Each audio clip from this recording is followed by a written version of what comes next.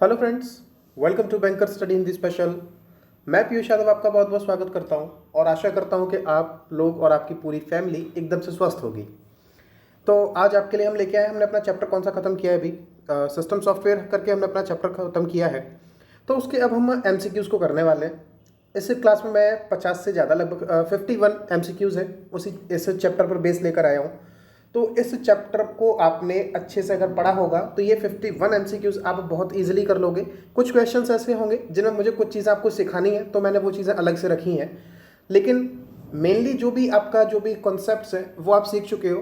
तो चलिए बिना किसी देरी के शुरू कर लेते हैं। और जो लोग नए जुड़े हैं केवल उनके लिए 30 सेकंड का टाइम लेंगे कि जो भी लोग नए जुड़े हैं उनके लिए कि हम इस चैनल पर अपना आरआरबी पीओ और क्लर्क के लिए आरआरबी पीओ और क्लर्क के लिए हम हिंदी और कंप्यूटर मेनली प्रोवाइड कराते हैं, हिंदी और कंप्यूटर।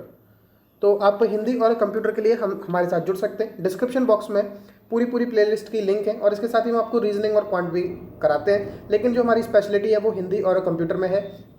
तो आप जाके हमारा कंटेंट चेक कर सकते हैं कि हम आपको किस लेवल का आपको कंटेंट प्रोवाइड करा रहे हैं। तो बस एंजॉय कीजिए आप इस सेशन को। तो चलिए आज आपका पहला जो क्वेश्चन है उसकी तरफ चलते हैं। पहला क्वेश्चन में आपसे देखिए कहा जा रहा है dash is a set of keywords. इनमें से आपके सामने जो ऑप्शन है उनमें से वो कौन सी चीज़ है जो क्या है, एक सेट ऑफ कीवर्ड्स है, symbols and a system of rules for constructing statements by which human can communicate the instruction to be executed by a computer. ठीक है, ये आपसे पूछ रहा है कि आपके सामने 5 ऑप्शन दिए, तो 4 ही ऑप्शन है, लास्ट तो नन ऑफ दीज है। तो 4 ऑप्शन में से ऐसी कौन सी चीज़ है जो एक सेट ऑफ कीवर्ड्स होता है, यानी कि इसमें बहुत सारे कीवर्ड्स लिखे होते हैं, सिंबल्स होते हैं, बहुत सारे रूल्स होते हैं। वो क्यों होते हैं? जिससे कि वो क्या कंस्ट्रक्ट करते हैं, स्टेटमेंट कंस्ट्रक्ट करते हैं जिसके द्वारा कोई भी इंसान कम्युनिकेट कर सकता है और किसी कंप्यूटर को चला सकता है। तो वो चीज़ आपकी क्या कहलाती है? ये चीज़ आपसे कहा गया है, बताइए। तो जिन लोगों ने भी पढ़ा होगा तो ये तो बिल्कुल सिंपल सा है। आंसर क्या होने वाला है? ये होने वाला है हमारा कंप्यूटर प्रोग्राम। जो कंप्यूटर प्रोग्राम होगा, अब बहुत से बच्चे कह रहे होंगे सर प्रोग्रामिंग लैंग्वेज हो सकती है, लेकिन प्रोग्रामिंग लैंग्वेज में आपके कीवर्ड्स हो सकते हैं, सिंबल्स हो सकते हैं, ठीक है, सिस्टम ऑफ रूल्स हो सकते हैं। सिस्टम ऑफ रूल्स नहीं होंगे, लेकिन उसके अंदर लैंग्वेज में क्या है, आपके कीवर्ड्स हो सकते हैं, सिंबल्स हो सकते हैं, ये चीज़ें तो होंगी, लेकिन लैंग्वेज में आपके रूल्स थोड़ी होंगे। रूल्स तो कौन बनाएगा? किसी प्रोग्राम के अंदर ही तो रूल डले होंगे कि वो प्रोग्राम किस तरह से वर्क करेगा। ठीक है, तो कतई कंफ्यूजन नहीं होना। एग्जाम में इसी तरह के आते हैं कि आपको थोड़ा बहुत कंफ्यूजन जाए, लेकिन अगर आपके कॉन्सेप्ट क्लियर है आप कतई बिल्कुल गलत नहीं करोगे। अगला देखो, this can be another word for program. किसी भी प्रोग्राम के लिए आप कौन सा एक शब्द यूज कर सकते हो? सबसे पहला देखो, डिस्क कर नहीं सकते, फ्लॉपी कर नहीं सकते, हार्डवेयर कर नहीं सकते, सॉफ्टवेयर कर सकते हैं। मैंने आपको सारी चीज़ें कराई हुई हैं क्योंकि सिस्टम सॉफ्टवेयर का चैप्टर ही है, और उसके बाद भी हमने कितनी सारी चीज़ें पढ़ी थी। ऑपरेटिंग सिस्टम्स थे, फिर एप्लीकेशन सॉफ्टवेयर थे, ये सारे जो भी आपके प्रोग्राम्स हैं उन्हें आप सॉफ्टवेयर ही तो कह रहे थे ना। तो चलिए अगली स्लाइड की तरफ चल लेते हैं। दोनों क्वेश्चन आपको इजीली समझ में आ गए होंगे। तीसरा क्वेश्चन देखिए, इनमें से आपके ऑप्शन दिए हैं, उनमें से ऐसी कौन सी एक डिवाइस है दैट इलेक्ट्रॉनिकली प्रोसेस डेटा, जो इलेक्ट्रॉनिकली डेटा को प्रोसेस करती है, converting it to information. Data को इलेक्ट्रॉनिकली प्रोसेस करेगी और इसको इंफॉर्मेशन में चेंज करेगी। इनमें से ऐसी कौन सी चीज़ है वो आपको बतानी है, बताइए। एल्गोरिथम, कंप्यूटर, सॉफ्टवेयर या प्रोग्राम, बताइए। इलेक्ट्रॉनिकली प्रोसेस कर रहे हो तो ऐसी कौन सी चीज़ हो सकती है? कंप्यूटर हो सकता है आपका, कंप्यूटर ही तो इलेक्ट्रॉनिकली प्रोसेस करता है डेटा को। एल्गोरिथम तो जो भी आपकी गणितीय संक्रियाएं होती हैं उनमें को परफॉर्म करता है। सॉफ्टवेयर क्या है? ये तो कंप्यूटर को चलाने की तरीके हैं। प्रोग्राम क्या है? ये एक सेट ऑफ इंस्ट्रक्शन होता है कि किस तरह से जो आपका एप्लीकेशन है वो वर्क करेगा। तो कंप्यूटर ही तो ऐसी चीज़ है जो आपके जो डेटा होता है उसको प्रोसेस करता है, उसको इन्फॉर्मेशन में चेंज कर देता है। ठीक है, अगले क्वेश्चन की तरफ चलते हैं। The secret code that restricts entry to some programs is. ऐसा कौन सा सीक्रेट कोड है जो कि रेस्ट्रिक्ट कर देता है, रोक देता है, किसकी एंट्री रोक देता है? कुछ प्रोग्राम्स की, बताइए। किसी भी प्रोग्राम में अगर आपको एंट्री करनी है तो ऐसा कौन सा सीक्रेट कोड होता है जो कि एंट्री करने से रोक देता है? बहुत सिंपल है, बताइए। आपको प्रोग्राम में एंट्री करनी, इस बात का ध्यान रखना। बहुत से बच्चे कहेंगे सर पासवर्ड लगा दो, प्रोग्राम में पासवर्ड लगाओगे क्या? गलत। क्या होगा? Access code. अगर आपके पास से प्रोग्राम जो भी आप परचेस करते हो, कोई भी जैसे आपने प्रोग्राम किया, एप्लीकेशन कोई भी आपने परचेस किया, तो उसका पासवर्ड आपको मिलता है या एक्सेस कोड मिलता है। जब आप वो जो लंबे लंबे से कोड लिखे रहते हैं वो एक्सेस कोड होते हैं, उन्हीं के जरिए आप अपने प्रोग्राम्स में एंट्री कर सकते हो। तभी जैसे मान लीजिए आपके पास एक गेम है जो बहुत ज़्यादा प्रचलन में रहता है, GTA 5 है, ठीक है, ये आपने परचेस किया, तो बहुत से लोग क्या है, वो लोग इंटरनेट से भी डाउनलोड कर लेंगे, लेकिन वो क्या कहता है कि आपको अगर अपने फ़ोन में अगर ये इंटरनेट से डाउनलोड करना है तो आपको क्या करना पड़ेगा, आपको इसमें मतलब परचेजिंग आपको किसके जरिए कर सकते हो, वो जो कोड मिलता है उसके जरिए ही तो आप कर सकते हो ना। देखिए माफ़ी चाहते हैं, बैकग्राउंड से कुछ वॉइसेस आ रही हैं, तो शाम का टाइम है, इस तरह की वॉइसेस थोड़ी सी आम है यहाँ, तो कोई दिक्कत नहीं है, थोड़ी देर में शांत हो जाएगी, लेकिन मेरी आवाज़ आपको बिल्कुल ठीक आ रही होगी। तो यहाँ पे आप समझ चुके होंगे, एक्सेस कोड हमारा आंसर हो जाएगा। अगले क्वेश्चन की तरफ बढ़ लेते हैं, ठीक है। इसमें देखो यहाँ पे ऑप्शन थोड़े दूर लिख गए, लेकिन कोई दिक्कत नहीं है। पांचवा देखो आपके से क्या कहा जा रहा है कि the person who rights and tests computer program is called. एक व्यक्ति जो लिखता है और कंप्यूटर प्रोग्राम को टेस्ट करता है उसको आप क्या कहते हो, ये आपसे कहा जा रहा है। तो जो सर प्रोग्राम को लिखेगा उसको क्या कहोगे? प्रोग्रामर ही तो कहोगे। कंप्यूटर साइंटिस्ट कौन होता है? Software engineer. ये तो सॉफ्टवेयर इंजीनियर तो सॉफ्टवेयर डेवलप करेगा, प्रोजेक्ट डेवलपर आपके प्रोजेक्ट को डेवलप करेगा। कंप्यूटर साइंटिस्ट क्या होंगे? वो न्यू जनरेशन के कंप्यूटर्स को बनाएंगे। प्रोग्राम को लिखने वाला कौन कहलाएगा? प्रोग्रामर कहलाएगा। बिल्कुल सिंपल है, ठीक है। अगले क्वेश्चन की तरफ बढ़ते हैं। Processing involves. प्रोसेसिंग के अंदर ये आपका क्वेश्चन है, यहाँ से ये आपका क्वेश्चन है। अगर आपको दिख नहीं रहा मैं थोड़ा इसको जूम आउट कर देता हूँ, एक सेकेंड, मैं इसको जूम कर देता हूँ जिससे आपको बिल्कुल सही से दिख जाए। हाँ, अब देखिए, प्रोसेसिंग इन्वॉल्व्स। प्रोसेसिंग क्या इन्वॉल्व करती है अपने आप में, बताइए। प्रोसेसिंग के अंदर कौन सी चीज़ होती है? इनपुटिंग डेटा होता है into a computer system. Inputting data होता है जो आप किसी कंप्यूटर सिस्टम के अंदर डालते हो, वो होता है। या फिर transforming input into output, transform करता है इनपुट को आउटपुट में। या फिर displaying relevant answer, displaying relevant answer, display करता है रेलिवेंट आंसर्स को। या फिर प्रोवाइडिंग रेलिवेंट आंसर, या फिर आपको आंसर को प्रोवाइड कराता है। प्रोसेसिंग में क्या होता है ये बताइए। प्रोसेसिंग में क्या होता है? आप इनपुट देते हो और आपको फिर उसके बाद जाके कुछ आउटपुट मिलता है, वही तो करते हो ना। तो क्या है ये? Transforming input into output. तो जो भी चीज़ें अलग से आपको मिल रही हैं वो मैं एक्स्ट्रा नॉलेज आपको देता जा रहा हूँ। तो इसमें ऐसा कुछ भी नहीं है कि अभी आपका चैप्टर खत्म हो गया है। चैप्टर आपका एमसीक्यूज के जरिए भी चलेगा, इस बात को ध्यान रखना, क्योंकि जितना थ्योरेटिकल पोर्शन था वो मैंने कवर करा दिया। अब कुछ चीज़ें ऐसी होती हैं कि जो दिमाग से निकल जाती हैं, तो वो फिर एमसीक्यूज के जरिए आ जाती हैं। तो इस बात को ध्यान रखना, ठीक है। यहाँ तक कोई भी किसी को कन्फ्यूज़न नहीं हो रहा होगा। चलिए अब अगले क्वेश्चन की तरफ हम लोग बढ़ लेते हैं। क्वेश्चन नंबर 7 है आपका। ये आपसे क्या कह रहा है इसको देख लीजिए जरा। विच ऑफ द फॉलोइंग, इनमें से ऐसी कौन सी चीज़ है जो कंट्रोल करती है, controls the manner of interaction, जो मैनर है, तरीका है इंटरेक्शन का, उसको कौन कंट्रोल करता है between the user and the operating system. एक यूजर और ऑपरेटिंग सिस्टम के बीच में ऐसी कौन सी चीज़ है आपके जो दिए गए ऑप्शन है कि जो मैनर ऑफ इंटरेक्शन को कंट्रोल करती है, बताइए। पूरे चैप्टर में आपने सर सिर्फ एक ही चीज़ पढ़ी थी, यूज़र इंटरफेस। यूज़र इंटरफेस ही तो कंट्रोल करेगा ना दोस्त, ठीक है। ऑपरेटिंग सिस्टम और यूज़र के बीच में अगर कोई भी चीज़ अगर कम्युनिकेट आप करोगे तो किसके जरिए कर पाओगे? यूज़र इंटरफेस के जरिए ही कर पाओगे। आपको जो इंटरफेस तो मिलना चाहिए, तभी तो आप कंप्यूटर पे काम कर पाओगे, ठीक है। 8वां देखो, कंप्यूटर लैंग्वेज, जो कंप्यूटर की लैंग्वेज है used on the internet is, जो इंटरनेट पर यूज़ होते हैं। देखो मैंने एक टेबल कराई थी और ये इतनी बार क्वेश्चन पूछा गया है, इसमें तो एक ही बार लिखा है, इतनी बार पूछा गया है कि इंटरनेट पर कौन सी लैंग्वेज यूज की जाती है कंप्यूटर की, बताइए।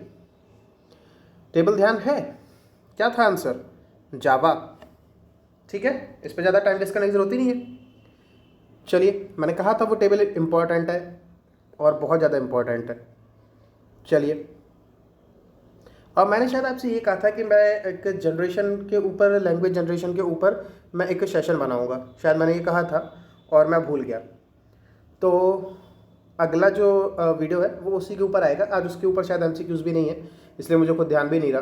तो एक सेशन मुझे वो लेना है, मुझे ध्यान है। और अगर मैं 3 दिन के अंदर उसे नहीं डालता हूँ तो आप लोग एक काम करना, आप मुझे किसी भी वीडियो के कमेंट बॉक्स में बता देना, क्योंकि वैसे मैं अपनी साइड से डाल दूंगा, लेकिन मान लीजिए अगर मैं भूलता हूँ तो आप मुझे कमेंट सेक्शन में बता देना कि सर वो वाला सेशन रह गया है जनरेशन ऑफ लैंग्वेज का, वो आप बता दीजिएगा, ठीक है। अब 9वां क्वेश्चन देखिए, इसमें आपसे क्या कहा जा रहा है, a compiler translates a program written in a high level language into. एक जो कंपाइलर होता है वो हाई लेवल लैंग्वेज को किस में चेंज करता है? सिंपल सा है, किस में चेंज करेगा? मशीन लैंग्वेज में करेगा। हाई लेवल लैंग्वेज यानी कि जो भाषा हम लोग बोलते हैं या फिर हम लोग समझते हैं वो होती है हमारी हाई लेवल लैंग्वेज, और वो अगर ट्रांसलेट कर रहा है तो यानी कि कंप्यूटर को समझा रहा है। कंप्यूटर की कौन सी भाषा समझता है? Machine language. खत्म। अगर देखो, what is correcting error in a program called, किसी भी प्रोग्राम में अगर आप कोई भी एरर को करेक्ट करते हो तो क्या कहलाता है? इसके ऊपर मैंने बहुत अच्छे से आपको समझाया था। इसको क्या कहते हैं? डीबगिंग। और जो प्रॉब्लम्स होती है उसको क्या कहते हैं? बग। कहा था कि जो एरर्स होती हैं उसको बग बोलते हैं, ठीक है। कई बार पूछा भी ये भी जाता है कि जो प्रॉब्लम्स होती हैं, एरर्स जो आती हैं, उनको क्या बोलते हैं? तो उनको क्या बोलते हैं? बग। अगला क्वेश्चन इधर पढ़ लेते हैं। 11 नंबर क्वेश्चन है, the dash of a system includes the programs और इंस्ट्रक्शन। इनमें से जो आपके सामने ऑप्शन दिए हुए हैं उनमें से ऐसा कौन है जिसके अंदर प्रोग्राम या इंस्ट्रक्शन निहित होते हैं? बताइए। प्रोग्राम भी होंगे और इंस्ट्रक्शन भी होंगे। बहुत सिंपल है, सॉफ्टवेयर ही तो होता है, ये तो बताने की जरूरत भी नहीं है। अगला देखो, the primary purpose of software, जो प्राथमिक उद्देश्य है सॉफ्टवेयर का, is to turn data into. Data को किस में चेंज करना है? इंफॉर्मेशन में। सारी चीज़ें आपकी पड़ी हुई हैं, जिन्होंने भी सेशन लिए हैं वो बहुत ईजिली कर पा रहे होंगे। कह रहे होंगे सर क्या हलवे जैसे क्वेश्चन ले आए हो, तो कोई दिक्कत नहीं है। हाँ, और जिन लोग भी ने अगर सब्सक्राइब नहीं किया है और चैनल को देख रहे हो तो भाई सब्सक्राइब कर लो, बहुत वैल्यूएबल चैनल है, आप लोगों को सबको पता है, क्योंकि जो क्लासेस मैं आपको प्रोवाइड करा रहा हूँ वो यूट्यूब पे कहीं नहीं मिलती, और अगर मिलती भी है ना तो वो लोग आपसे रुपए चार्ज करते हैं, और फिर जब आप उनका रुपए वाला आप कोर्स खरीदते हो ना तो वो कंटेंट आपको नहीं मिलेगा जो मैं अपने चैनल पे मैं आपको बिल्कुल फ्री ऑफ कॉस्ट दे रहा हूँ, क्योंकि मुझे आपसे कोई भी पैसा नहीं कमाना। इस बात की मैं आपसे गारंटी ले रहा हूँ कि इस सेशन में जब तक चलेगा ना आपको मेरे चैनल पर कभी भी ऐड देखने के लिए नहीं मिलेगा। इस बात को मैं आपसे गारंटी से कह रहा हूँ कि जब तक आपका ये पूरा सेशन खत्म नहीं हो जाएगा मैं अपने चैनल पर कोई भी ऐड लेकर नहीं आऊँगा, चाहे मैं उसके एलिजिबल हो जाऊँ या ना हूँ। इस बात की मैं आपको गारंटी देता हूँ, ठीक है। 13 नंबर देखो, 13 number, a dash contains specific rules and words that express the logical steps of an algorithm. इनमें से ऐसी कौन सी चीज़ है जो स्पेसिफिक रूल्स और वर्ड्स को कंटेन करती है, जो क्या एक्सप्रेस करते हैं? लॉजिकल स्टेप्स को एक्सप्रेस करते हैं, वर्णित करते हैं ऑफ एन एल्गोरिथम, एक एल्गोरिथम के। बताइए बताइए बताइए बताइए, क्या होता है ये? Programming language. प्रोग्रामिंग लैंग्वेज में ही तो ये सारी चीज़ें रहती हैं ना, अंदर रूल्स लिखे होंगे, वर्ड्स होंगे, ठीक है। अब आ जाओ 14 नंबर, ए या an dash is a program. इनमें से ऐसा कौन सा है जो एक प्रोग्राम है that makes the computer easier to use, जो क्या करता है? कंप्यूटर को यूज़ करने में बहुत ही सहायता आपको देता है कि आप इजीली कंप्यूटर को यूज़ कर पाएँ। बताइए ऐसी कौन सी चीज़ है? बहुत सिंपल है, अच्छे से बताया था। यूटिलिटी सॉफ्टवेयर्स होते हैं ना आपके, जो आपके कंप्यूटर को आप इजी तरीके से यूज़ कर पाएँ, तो इसीलिए वो बनाए जाते हैं, ठीक है। अगले क्वेश्चन की तरफ बढ़िए।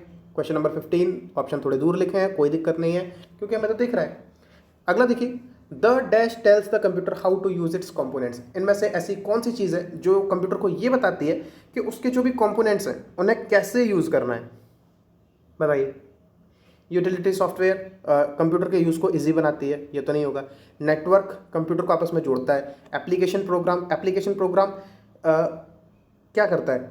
एक स्पेसिफिक टास्क परफॉर्म करता है, तो ये भी नहीं होगा। ऑपरेटिंग सिस्टम, बिल्कुल ही यही आंसर है कि ऑपरेटिंग सिस्टम ही है जो आपको ये बताता है कि आप उसके जो कंप्यूटर के जो भी कंपोनेंट्स हैं, जो भी उसमें जुड़ी हुई चीज़ें हैं, वो किस तरह से वर्क करेंगी, ठीक है। 16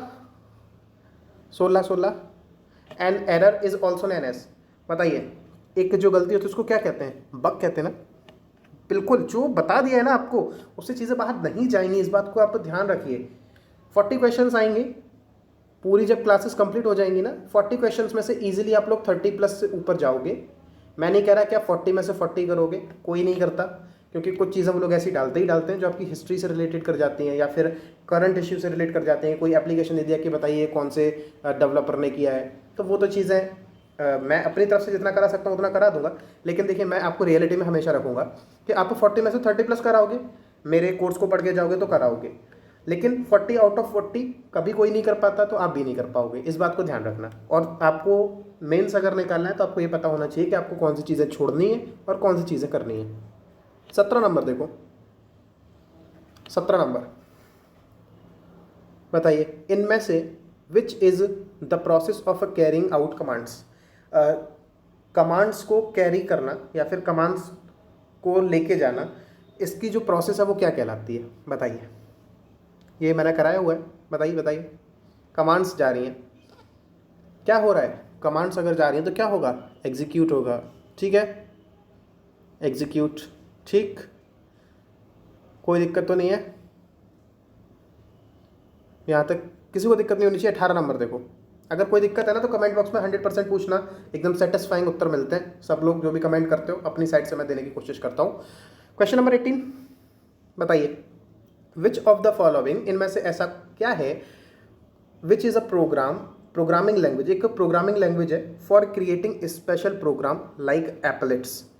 एप्लेट्स जैसे प्रोग्राम को बनाने के लिए एक कौन सी स्पेशल लैंग्वेज बनाई जाती है, बताइए। जावा, ठीक है, रट लो इसे। तो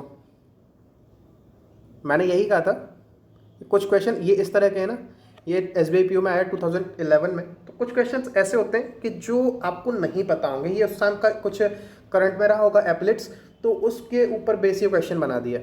तो ऐसे ये क्वेश्चंस होते हैं जिन्हें आपको छोड़ना होता है, इन पे आपको कोई भी फालतू का तुक्का वगैरह ना लगाइए, ठीक है। लेकिन मैंने आप बता दिया, एप्लेट्स की जो लैंग्वेज रहेगी वो जावा वाली लैंग्वेज रहेगी। और अगर आगे कभी पूछा जाएगा तो अब आपके लिए सिंपल है। 19 नंबर देखो, सिस्टम सॉफ्टवेयर। अब आपके सामने 5 ऑप्शन है, बताओ क्या करता है सिस्टम सॉफ्टवेयर। पहला है allows the user to diagnose and troubleshoot the device. क्या ये करता है काम कि यूज़र को ये बता सके कि कहाँ पे उसके में दिक्कतें हैं और उन्हें फिर हल करे। सिस्टम सॉफ्टवेयर ये काम करता है, नहीं करता। सिस्टम सॉफ्टवेयर क्या एक प्रोग्रामिंग लैंग्वेज है, नहीं है। System software is a part of productivity suit, ऐसा है क्या, नहीं है। Is an optional form of software, क्या सिस्टम सॉफ्टवेयर एक सॉफ्टवेयर का ऑप्शनल है, नहीं है। यानी कि ई हमारा आंसर हो जाएगा, क्या हो जाएगा, helps the computer manage internal resources. System software क्या काम करता है कि जो भी कंप्यूटर के इंटरनल रिसोर्सेज हैं कि वो किस तरीके से काम करेंगी कंप्यूटर के अंदर, उसमें हेल्प करेगा, ठीक है। किसी को कोई दिक्कत नहीं होनी चाहिए, बहुत सिंपल तरीके से मैं आपको चीज़ें करा रहा हूँ। क्वेश्चन नंबर अगले की तरफ बढ़ लेते हैं। Question number 20, Linux is a type of which type of software. देखो मैंने कराया था, मैंने ये चीज़ कराई थी, एग्जाम्पल में कराया था, बताइए। याद रख लेना, बहुत बार पूछा गया है, ओपन सोर्स। लाइनेक्स जो होता है वो ओपन सोर्स सॉफ्टवेयर होता है। देखो ये जितनी भी चीज़ें आ रही है ना, ओपन सोर्स सॉफ्टवेयर हो गया या फिर डीबगिंग हो गया, ये क्या हो गया, ये सारे आपके एक्रोनिम्स बोले जाते हैं। यानी कि ये आपकी एक शब्दावली है जो कंप्यूटर के अंदर यूज़ होती है। मैं एक पर्टिकुलर सेशन लेके आऊँगा, मुझे कम से कम 3 से 4 सेशन लेके आने पड़ेंगे इन एक्रोनिम्स को सॉल्व करने के लिए, कि मैं लगभग 100 के आसपास होंगे ये। तो मैं इन्हें आपको बिल्कुल सारी चीज़ें बताऊंगा कि क्या क्या कंप्यूटर के अंदर कौन कौन सी शब्दावली यूज़ करी जाती है। तो मेरी साइड से मैं कुछ भी नहीं छोड़ने वाला हूँ, लेकिन जिस जिस तरीके से चैप्टर आगे बढ़ेगा उसी तरह से हम बढ़ेंगे। तो ज़रूरी नहीं है कि अभी तो स्टार्टिंग कर दी है, एक चैप्टर आपका कंप्लीट हो गया या आपका दूसरा चैप्टर कंप्लीट हुआ है, तो इनमें जितनी एक्रोनिम्स जो इसमें आए हुए हैं वो मैंने आपको बहुत हद तक बता दी है कि क्या आपका स्पूलिंग होता है, क्या बफरिंग होता है, ये सारी चीज़ें मैं आपको बता चुका हूँ। तो जैसे जैसे चीज़ें आगे बढ़ेंगे हम सब चीज़ें जानते जाएंगे। Question number 21, which of the following is not a software. इनमें से कौन सा एक सॉफ्टवेयर नहीं है, बताइए। इनमें से कौन सा एक सॉफ्टवेयर नहीं है, सॉफ्टवेयर। अब इस बात को भूल जाना कि ऑपरेटिंग सिस्टम की बात कर रहा है कि एप्लीकेशन सॉफ्टवेयर की बात कर रहा है, ठीक है। मैं सब चीज़ें समझा चुका हूँ। सॉफ्टवेयर के अंदर दोनों ही चीज़ें आती हैं। एक्सेल एक एप्लीकेशन होता है यानी कि सॉफ्टवेयर है, ऑपरेटिंग सिस्टम ये तो अपने आप में सॉफ्टवेयर है ही, और प्रिंटर ड्राइवर ये भी अपने आप में क्या है, एक एप्लीकेशन की तरह होता है, सॉफ्टवेयर है आपका जो कि हेल्प करता है प्रिंटर के कि किस तरीके से वर्क करेगा। CPU ये आपका कोई सॉफ्टवेयर नहीं होता, ये आपका क्या होता है, ये कंपोनेंट है, ठीक है। ये सॉफ्टवेयर नहीं है, क्या है, ये कंप्यूटर का कंपोनेंट है। अब देखो अगला 22, the operating system that is self contained in a device and resident in the room. एक ऐसा सॉफ्टवेयर जो क्या करता है, अपने अंदर ही निहित है, किसी एक डिवाइस के अंदर निहित है, और कहाँ पे होता है, रोम में होता है, रीड ओनली मेमोरी में होता है। तो वो क्या कहलाएगा, ये बताइए बताइए बताइए बताइए। ये मैं कराया था मैंने आपको।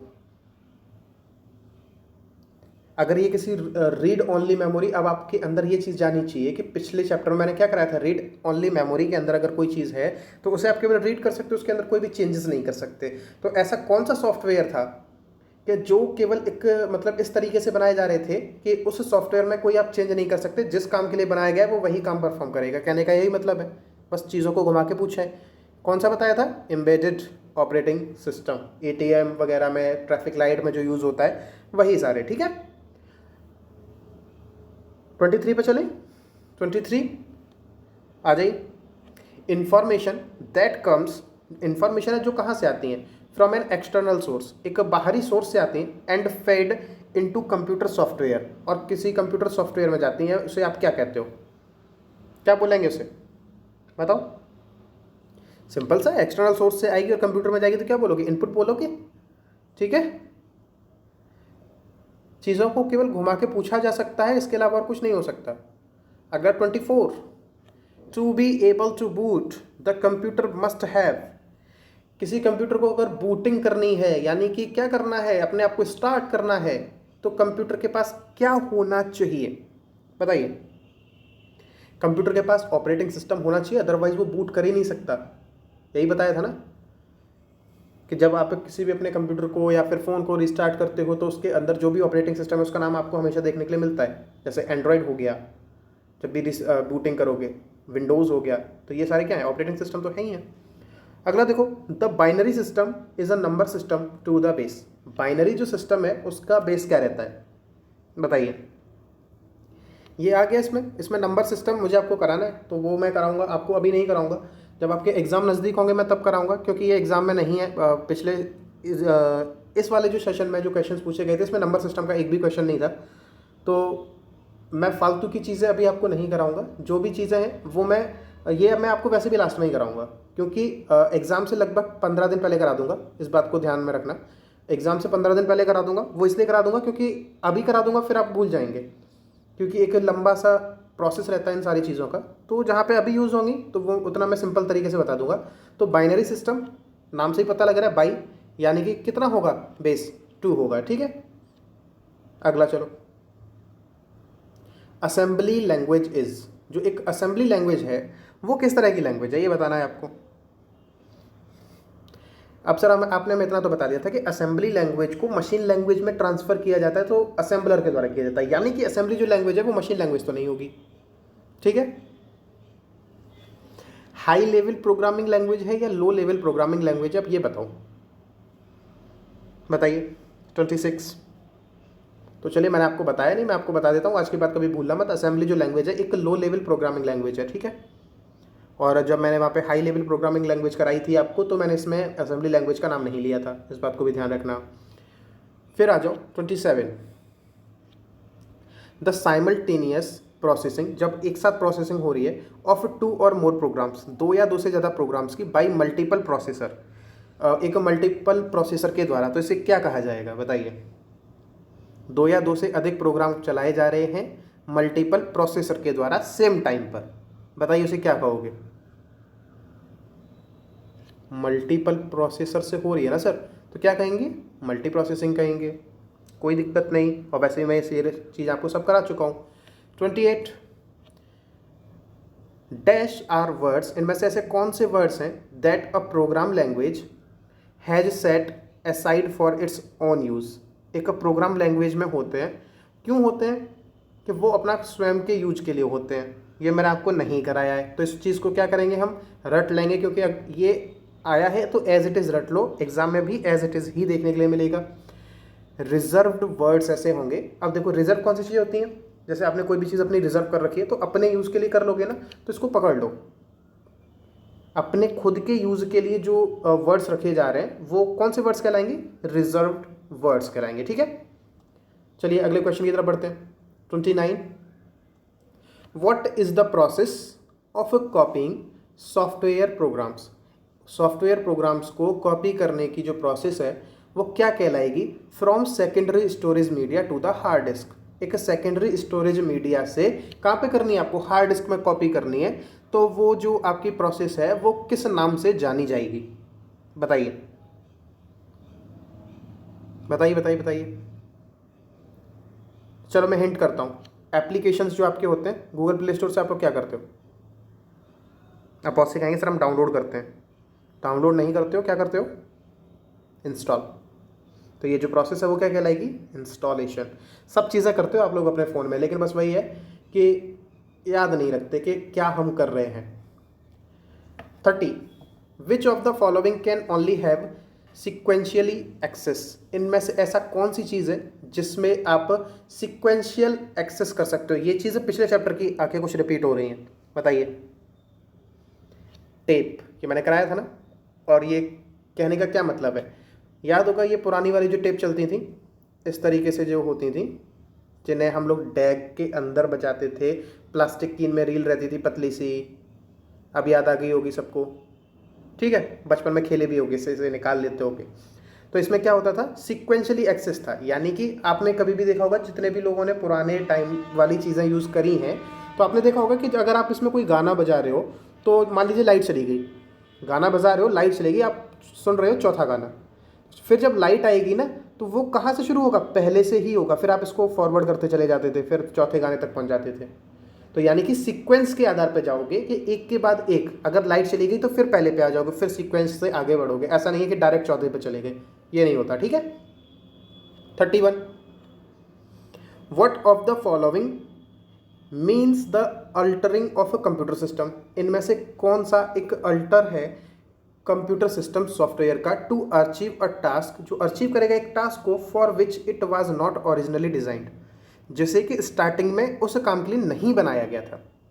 बताइए, ये चीज़ मैंने आपको बताई नहीं है, तो क्या करेंगे? ये क्या है? Hacking. What of the following means the altering of a computer system software to achieve a task for which it was not originally designed? तो इसे क्या कहेंगे? हैकिंग कहेंगे। ठीक है, कोई अगर दिक्कत हो तो मुझे बता देना, समझ में आया हो तो अच्छी बात है, नहीं आया हो तो एक बार मुझे कमेंट में बता देना, मैं इस चीज़ को बहुत अच्छे से एक्सप्लेन कर दूंगा। ठीक है, क्योंकि ये सेशन हम लोग MCQs पर ले रहे हैं तो हम इसके ऊपर बहुत ज़्यादा बातें नहीं कर सकते, अदरवाइज सेशन हमारा बहुत लंबा खिंच जाएगा। 33 देखो, a detailed written description of the programming cycle. एक पूरा विस्तृत रूप से जो लिखा गया है description of the programming cycle का, एंड द प्रोग्राम, और प्रोग्राम का, along with the test result, उसके जो टेस्ट आए उसके रिजल्ट भी लिखे जाएंगे, और and a print out of the program is called, उसे क्या कहते हैं? बताइए। उसको हम कहते हैं डॉक्यूमेंटेशन। ठीक है, क्या कहेंगे? डॉक्यूमेंटेशन। याद रख लेना कि किसी भी प्रोग्राम की किस तरह से वर्क करेगा, उस प्रोग्राम में क्या क्या है, क्या क्या उसका डिस्क्रिप्शन है, जो भी सारी चीज़ें लिखी जाएंगी ना, वो क्या कहा जाएगा? डॉक्यूमेंटेशन कहा जाएगा। ठीक है, इस बात को ध्यान रखना, और ये बहुत इंपॉर्टेंट है, बहुत बार पूछा गया है। तो डॉक्यूमेंटेशन क्या है? प्रोग्राम की जो साइकिल्स होंगी या फिर प्रोग्राम का जो भी डिटेल डिस्क्रिप्शन होगा, उसके बारे में जितना भी डिटेल तरीके से बताया गया होगा, वो सारा कुछ क्या होगा? वो सारा कुछ हमारा डॉक्यूमेंटेशन कहलाएगा। 34 देखो, जो ऑप्शन दिए गए हैं उनमें से which is a set of programs, एक सेट ऑफ प्रोग्राम्स है, डिजाइंड, क्यों डिज़ाइन किया गया? To manage the resource of a computer, के कंप्यूटर के जो भी रिसोर्स हैं उनको मैनेज कर सके, including starting the computer, computer को स्टार्ट करने से लेके मैनेजिंग प्रोग्राम्स, प्रोग्राम को मैनेज कर सके, मैनेजिंग मेमोरी, मेमोरी को मैनेज कर सके, एंड कोऑर्डिनेटिंग टास्क, और कोऑर्डिनेट बिठा सके टास्क के बीच में, between input and output devices, जो भी इनपुट और आउटपुट डिवाइसेस हैं उनके बीच में कोऑर्डिनेशन बना सके। तो वो चीज़ क्या कहलाएगी? भूल नहीं सकते अब आप इस चीज़ को, इतनी बार ये रिपीट हो गया कि सब कौन करता है? ऑपरेटिंग सिस्टम करता है। ठीक है। 35, in the absence of parenthesis the order of operation is. Parenthesis की एब्सेंस में किसी भी ऑपरेशन का क्या हमारा ऑर्डर रहने वाला है, ये बताना है आपको। बताइए बताइए बताइए बताइए बताइए बताइए। सोच रहे होगे सर कह रहे हो बताइए बताइए, आपने बताया कहाँ हमें बिल्कुल आपके मन में यही होगा कि सर पागल हो गए आपने कुछ बताया है नहीं, हमसे कह रहे हो बताओ। इसका आंसर होगा ऑप्शन नंबर डी। ठीक है, सबसे पहले क्या सॉल्व किया जाएगा, एक्सपोनेंशियल यानी कि घात जो होंगी उन्हें सॉल्व करोगे, फिर उसके बाद मल्टीप्लिकेशन या डिवीजन को सॉल्व करोगे, उसके बाद एडिशन और सब्सट्रैक्शन का नंबर आएगा ऑपरेशन के अंदर। ठीक है, तो ये तो वही बॉड मास वाली चीज़ हो गई और तो कुछ नहीं है। अगला देखो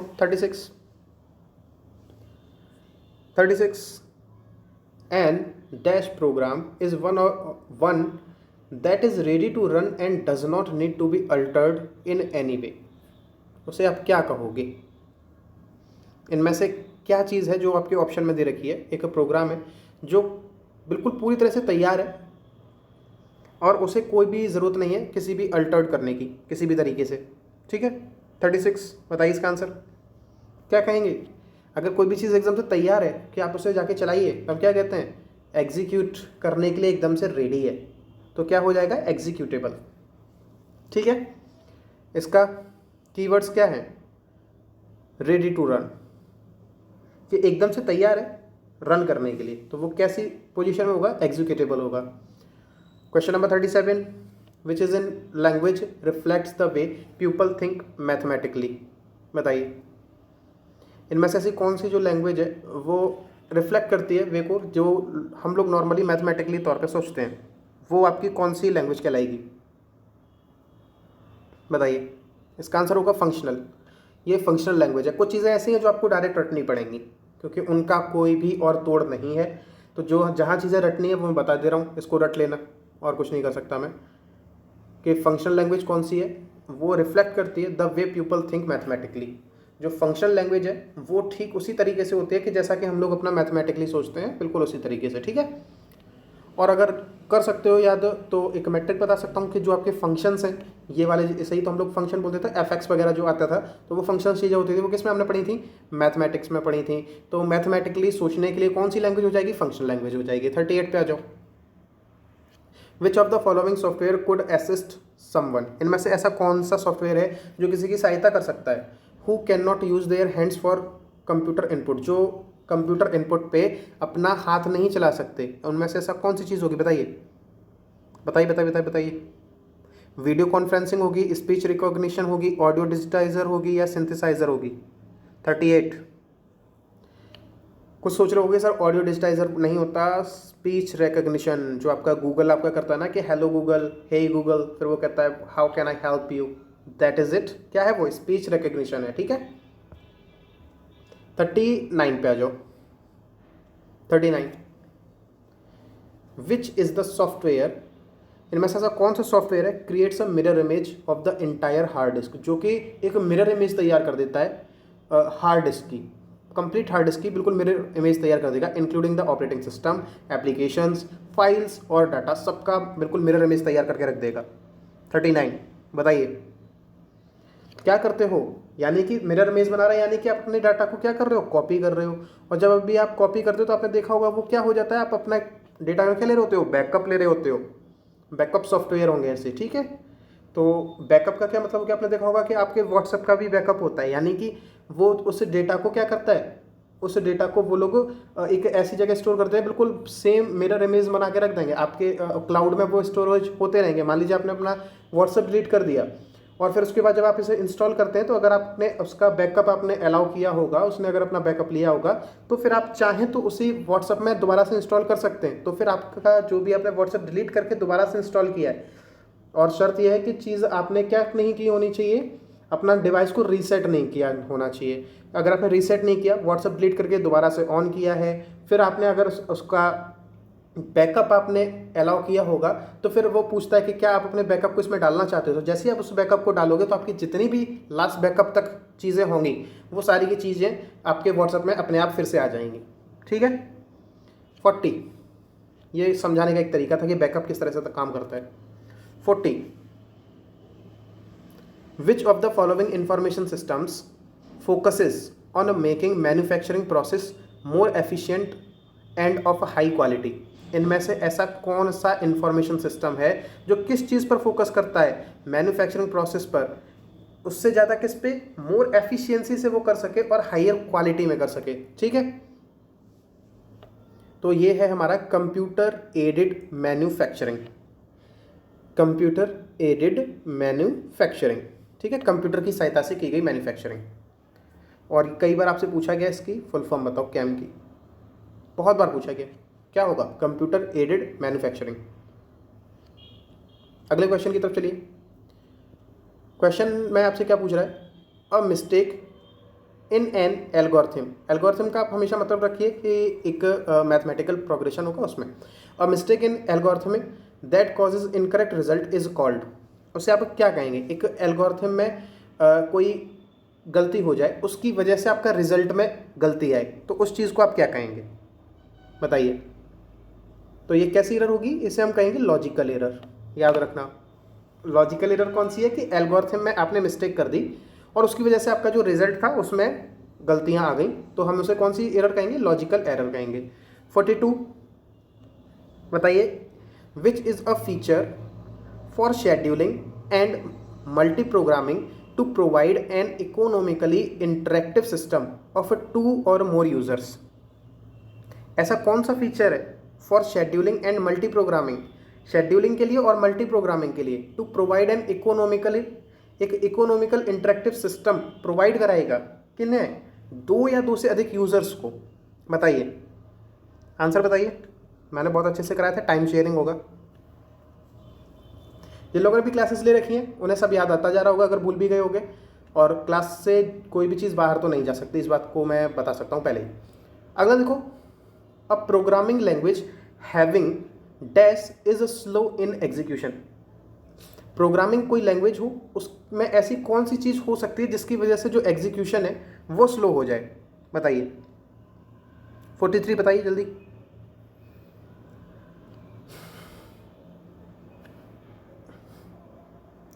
इंटरप्रेटर और कंपाइलर।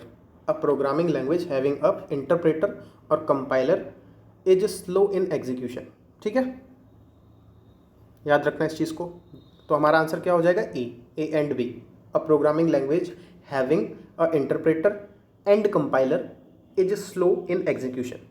ठीक है, कोई भी इसमें वैसी चीज़ नहीं है, केवल याद कर लो डायरेक्ट कि प्रोग्रामिंग लैंग्वेज अगर इंटरप्रेटर और कंपाइलर उसमें निहित हैं तो जो उसकी जो प्रोसेस है एग्जीक्यूशन की वो स्लो हो जाएगी। 44 पे आ जाइए। The word processor used by DOS to write the programs और इंस्ट्रक्शन। अब यही इसी टाइप के मैं क्वेश्चन कुछ बताता हूँ कि जो आपको स्किप कर देने चाहिए, क्योंकि ये चीज़ें अगर आपने पढ़ रखी हैं तो आप कर पाओगे, अदरवाइज ये क्वेश्चन हमेशा स्किप करने वाले होते हैं। क्योंकि अगर मान लीजिए आपने इसको अटैम्प्ट किया और आपका गलत हो गया तो आप माइनस में चले जाओगे, और मेंस के अंदर माइनस का मार्क लेना बहुत ज़्यादा लैथल हो जाता है, इस बात को ध्यान रखना, बहुत ज़्यादा घातक हो जाता है। 44 बताओ। तो वर्ड प्रोसेसर जो DOS यूज़ करता है प्रोग्राम्स को राइट करने के लिए इंस्ट्रक्शन को, तो उसे हम कहते हैं वर्ड स्टार। तो जो चीज़ आपके पूछी जा चुकी है उनको तो मैं बता ही दूंगा, तो वर्ड स्टार। अगर आगे कभी ये दोबारा आपके में दिखाई दे तो आप इसको सही करके आना। अब देखो, डेसिमल इक्विवेलेंट टू, अगर आपको डेसिमल में चेंज करना है, अगर आपका यहाँ पे बेस 2 है और आपको डेसिमल में चेंज करना है, तो बस आप क्या करोगे? लेफ्ट टू राइट चलोगे। तो जहाँ जहाँ पे आपको 1 दिखता जाए उस हिसाब से चलेंगे। यहाँ पे सबसे पहला 1 दिखा तो वहाँ पे लिखो 2 की पावर 0। फिर उसके बाद क्या है?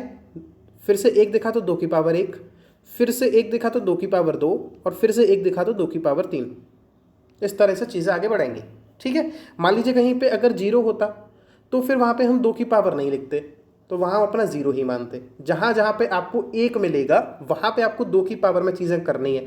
लेफ्ट से चलोगे तो ये वाला हिस्सा आपका 0, फिर 1 2 3। अब इससे आगे मान लीजिए 0 होता तो फिर वहाँ हम नहीं देखते। मान लीजिए इस तरह से होता 1 0 1 1 0। अगर इस तरह से होता तो हम क्या करते? इसको तो हम क्या मानते? 0 मानते।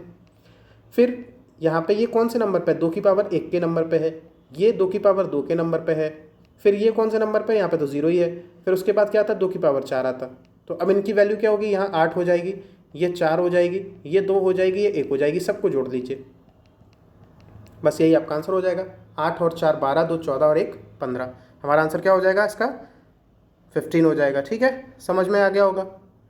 और अगर मान लीजिए इसका हम देख रहे होते, इसको अगर आपको डेसिमल में बताना होता तो इसका कितना हो जाता? 0 + 2 + 4 + 0 + 16। तो यहाँ आंसर कितना आता? 22 आता। ठीक है, तो मैं आपको बता रहा हूँ, मैं नंबर सिस्टम में कराऊंगा, तो अभी इसमें आ गया तो मैंने बता दिया। अब आप कभी भूल नहीं सकते कि डेसिमल से बाइनरी अगर आपका बेस हो तो वहाँ से आप डेसिमल में कैसे चेंज करोगे। ठीक है, थोड़ा सा बिगाड़ देते हैं। चलिए 46 बताइए। System proposal is prepared in dash phase of SDLC। System proposal है वो SDLC के कौन से फेज में बनता है बताइए। तो कुछ चीज़ें जो छूट गई थी वो यही है, तो मैं आपको इसका आंसर बता देता हूँ। 46 जो आपका आंसर होने वाला है वो क्या होने वाला है? बी होने वाला है, इनिशिएशन। ठीक है, तो इसके लिए वी आर सॉरी कि हम ये वाला सेशन लेना भूल गए, लेकिन हम इसे जल्दी ले लेंगे, तो उसके लिए आपको कोई टेंशन मत लीजिए। इसका आंसर होगा इनिशिएशन, और वहाँ मैं सारी चीज़ आपको समझा दूंगा। 47 पे देखो, the errors that can be find out by a compiler are. जो एरर्स कंपाइलर के द्वारा फाइंड की जा सकती हैं वो कौन सी एरर कहलाई जाएगी बताइए। ये तो मैंने आपको कराया हुआ है, logical error, internal error, semantic errors या सिंटैक्स एरर। बताइए कौन सा बताया था? सिंटैक्स एरर बताया था। ठीक है, the error that can be find out by a compiler. जो भी एरर्स कंपाइलर फाइंड करता है वो क्या कहलाती हैं? सिंटैक्स एरर कहलाती हैं। ठीक है, चलिए आगे बढ़ते हैं। 48 the process that deals with the technical and management issues. एक प्रोसेस जो डील करता है टेक्निकल और मैनेजमेंट इश्यूज से of a software development. Software development का जो भी टेक्निकल और मैनेजमेंट इश्यू होता है उससे जो डील करेगा वो प्रोसेस आपकी क्या कहलाएगी, ये आपसे पूछा जा रहा है। ठीक है, तो वो जो हमारी प्रोसेस होती है वो क्या कहलाती है? वो कहलाती है सॉफ्टवेयर प्रोसेस। तो जब सॉफ्टवेयर डेवलपमेंट होगा तो उसके जो भी टेक्निकल और मैनेजमेंट इश्यू होंगे तो उनके साथ जो भी डील करी जाएगी तो वो सारा कुछ कौन सी प्रोसेस के अंदर आएगा? सॉफ्टवेयर प्रोसेस के अंदर आएगा। ठीक है, अगले क्वेश्चन की तरफ चलिए। एंड्रॉयड एक क्या है बताइए। एंड्रॉयड अपने आप में क्या है? एक ऑपरेटिंग सिस्टम है, बता चुका हूँ।